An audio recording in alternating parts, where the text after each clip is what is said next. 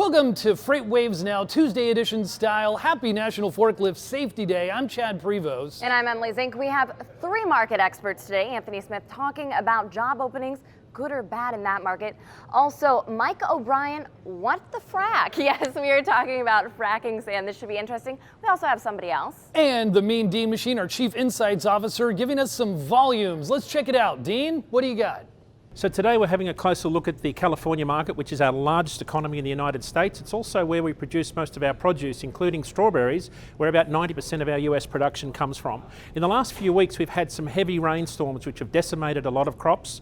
In fact, the cherry harvest was decimated about 3 weeks ago. We reported on that in FreightWaves. We lost about 3 million cases in one rainstorm, which is about 1,500 truckloads.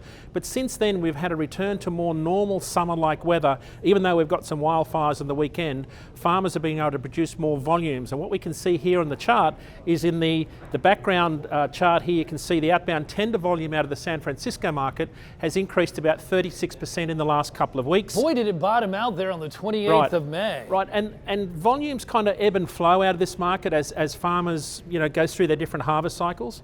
But this is fairly normal. What happened though was outbound tender rejections in the refrigerated space quadrupled over that period of time, so refrigerated capacity tightened up. Nothing unusual for this time of the year, but on the rate side... Is this good news for shippers or carriers right now, Dean? This is good news for shippers because finally the weather has cleared up so they can actually start to get in and harvest their crops. So that's the really good news. On the rate side though, we're starting to see an increase. So over here, this is the blue line is the refrigerated tender reject out of the San Francisco market. Okay. You can see over here, Chad, that it took a big jump here. It quadrupled. From last Saturday morning, the rate of tender rejections jumped up by a factor of 4.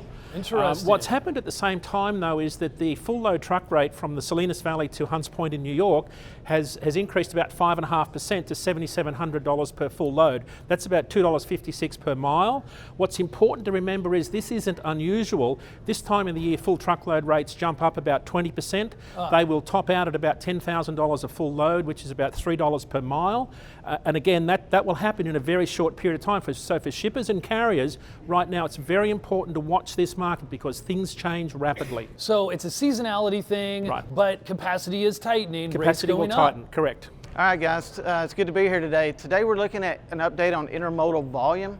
The last report we got, intermodal volume was down for the week 6.4%. What are we looking at? What are our charts that we're looking at here, guys? Our charts are, that's rail traffic originated by containers, which make up 90% of intermodal volume total.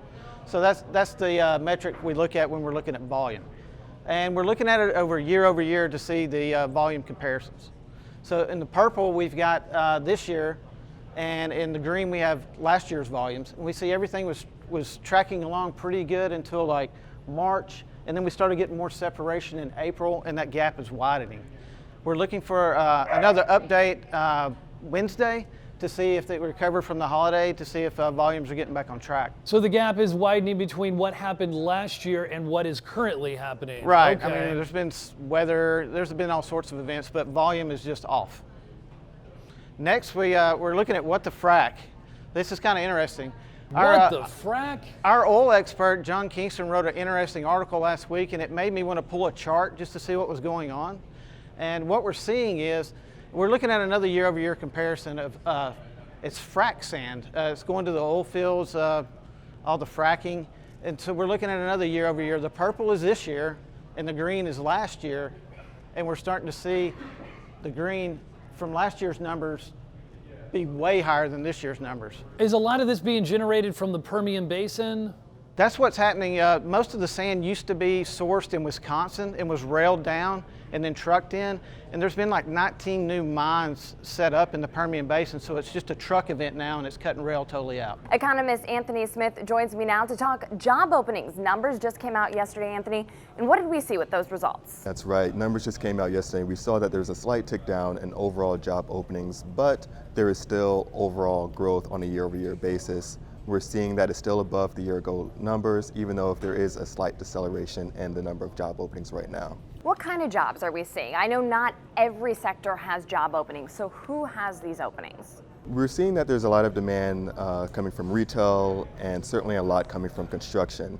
One of the things that we spoke about last week is that there are sluggish areas in the economy that are really limiting the number of job openings for the trucking and freight industry, especially when we're looking at energy and we're looking at agriculture. There are some limiting factors for that part of the segment, but when we're looking at overall job openings, there are still quite a few out there. Actually, it outnumbers the number of unemployment, so there is quite a wide stretch or spread between the two. And you were telling me when there is a spread, that means people are more confident. The consumers are spending more. Talk about that. Sure, so the quit rate is still at a record high level around 2.3%. And so that's telling us it can be used as a gauge of how confident consumers feel about going out and finding a new job. So is it called the quit rate, were you saying? The quit rate, okay. That's it. Okay, that's interesting. And so consumers are still feeling confident about going out there, finding a new job, and employers are still in demand for workers in this economy. So we are seeing that there might be a little bit of a slowdown on the global, on the macro scale. So that's something that we're going to probably expect as the year goes on. Certainly something that we're going to expect flatter to lower growth on the trucking and freight side. And those are the new numbers for the job openings report. Well, we had a jam-packed episode. We were talking about strawberry volumes in California and job openings. Things are looking good. Lots going on. Lots going on. Intermodal volumes maybe a little bit off. Nothing surprising there. Thanks for sharing the love. Thanks for tuning in on FreightWaves Now. We're coming live to you each and every business day at 4 Eastern Time. We're on Twitter. We're on Instagram. We're on LinkedIn. Everywhere you might want to be as well.